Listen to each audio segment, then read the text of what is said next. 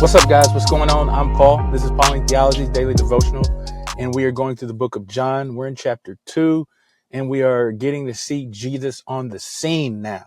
He's walking, he's doing, he's acting, and we're getting to see how Jesus acts, his demeanor, his language, the way he loves, cares, just who he is. That's who we get to see now. So we already left from when he did his first sign. It was turning water into wine. And now we're going to see what else Jesus does next as it's becoming Passover. So if you haven't checked it out yet, go ahead and read John chapter 2, verses 12 through 17. John chapter 2, verses 12 through 17. Stop the tape, see what it has to say. Come back, and we will answer the 4 questions.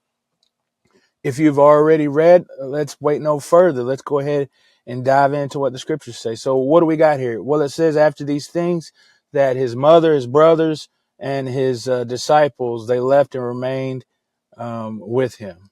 They left the city and went to Capernaum. So this, I believe I talked a little bit last episode, but it is just wanted to follow up on it to say that his brothers were with him. So that's why some think that the wedding was to be with they had some personal, Mary had some personal relationship with the wedding because of the fact that her brothers was invited. So the mother, the brothers, and Jesus. But anyway, then it says that it was near the Passover. So the Passover is at hand. And so they went up to Jerusalem. It's funny because every commentary I read wanted to talk about going up to Jerusalem, because Jerusalem was a city on a hill. It was a mountain city. And so the natural inclination is that anyone going to Jerusalem, wherever you're going up. You're going to Jerusalem. That's just a little side note for you guys. But anyway, the main bulk of the story is this, man, is that when Jesus got to Jerusalem during the Passover, he went to the temple. And this is what a lot of people do. They sacrifice, give all their stuff to the temple, because this is the time of the Passover. This is a high festival, a feast. And Jesus went there as well. And when he got there, he saw in the court of the Gentiles. So the temple is made up of 3 huge areas, main areas, I would say. It's the outer court, the inner court, and the Holy of Holies.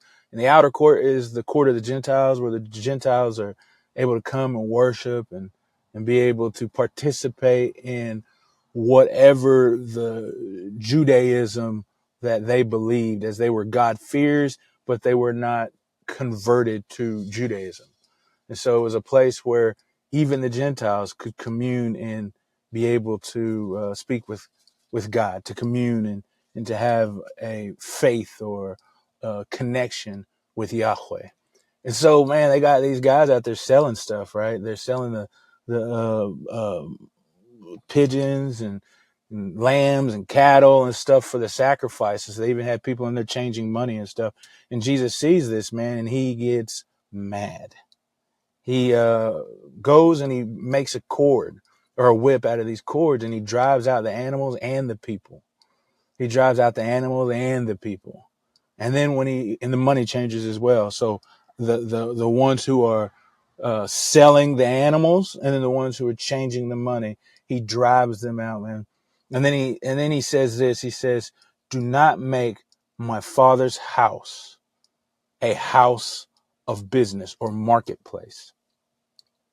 And so Jesus, when he drives these people out, he is driving them out because they are turning the place where, especially for Gentiles, it could be said that they are operating in a space where they're not allowing the Gentiles to freely worship Yahweh.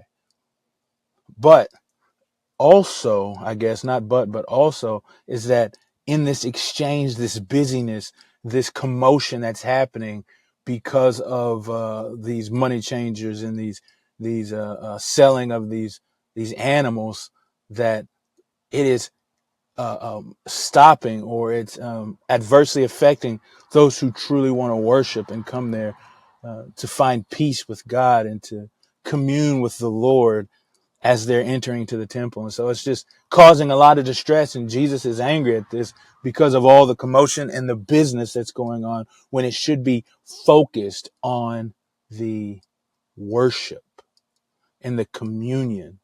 with Yahweh. That's why it drives these things out. Now, there's other reasons as well. We see in the other Gospels that he says that a den of thieves is what's happening. But there is a lot to say about this particular subject, and I don't have a abundance of time to speak about it. And so, in this particular instance, I believe it is not the deviousness or the shrewdness of the people who are working there that gets Jesus mad. It's not that they're doing business wrong. It's because they are doing business, period. Okay. And the fact of that, the reason I say that is because there are two encounters that could happen when Jesus goes into the temple to cleanse it. But second, it's what people call an enacted parable. It's something where Jesus is giving a sign or making a statement by the actions that he does. And we read earlier about how that turning the water on was the first of the signs that Jesus did. And we're going to read later on when it says that the people believed because of the signs that Jesus did. And I think John is trying to say that everything that Jesus does is a work or a sign. It is a work and a sign to demonstrate the heart of the Father. Okay? So everything that Jesus does is to demonstrate the heart of the Father. And so as he does this, as he enacts his will in this place, he is demonstrating something about who he is and what he is doing. So I didn't read the last verse that we're going to talk about, and it says that, or talk about it. It says that, and then the disciples remembered that this was written, a zeal for your house will consume me. See, this jealousy or this zeal that Jesus has for the things of his Father is causing him to do these things because of the wrongness that people are perpetrating when they're stopping true worship from happening inside of this temple. And so Jesus also is representing in this enacted parable the need for a better temple, the need for a better sanctuary. And I'll talk a little bit more about that probably in the next episode as we go to talk about what the Jews have to say about this, what the leaders of the Judaism in that area has to say about this. But what I want us to see that is so important is that this is a visual of who Jesus is. He is the one. He's cleansing out the temple because he is saying that these lambs and these pigeons and these cattle is no longer needed because the true sacrifice is there.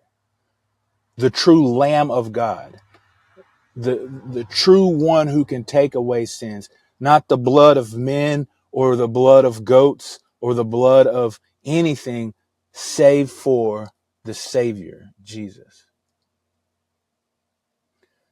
And this zeal for your house will consume me is also understood to be that. It says that he will take upon the shame of people because he cares so much about God's will. Now, this was from, I believe, Psalms.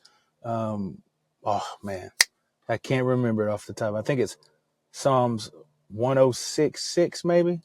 But in it, it talks about how the shame of men, he takes upon the reproach. Those who revile those who revile others are reviling him because of his desire or his zeal or his jealousy for the things of God, for the house of God. And so this zeal that consumes him, the word also could mean to destroy.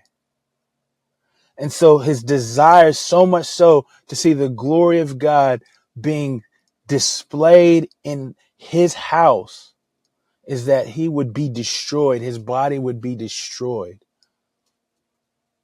And that's the cross.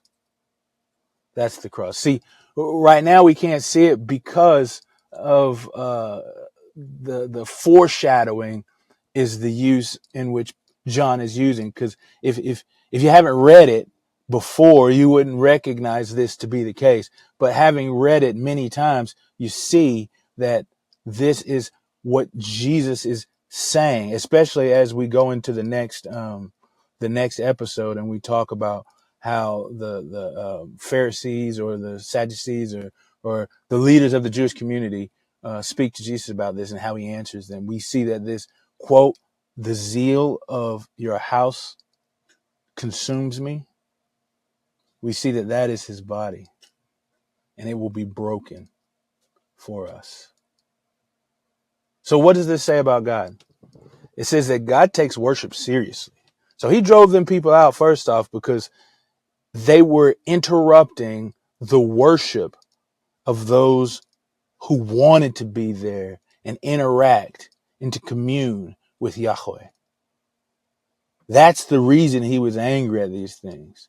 He says that turning his father's house into a house of business, into a marketplace is really what it is. And so he wasn't down for that. Worship is serious to God. Communion with him is serious. What does this say about man? Well, it obviously says that we should be respectful of the worship that we do give to him. That if he's serious about it, we should be serious about it. That means when it comes time for us to gather together, to worship the Lord, to commune with God, with each other in fellowship, that we take that time and opportunity seriously. That we shouldn't be causing any stumbling blocks to occur between those who are around us to worship Yahweh. Worship is a serious thing.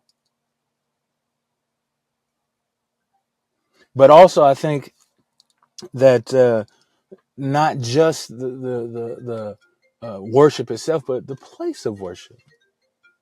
I know that we are the church, but I think that the building has importance, and we should do things to honor and glorify God as he dwells, as he communes with us in those places.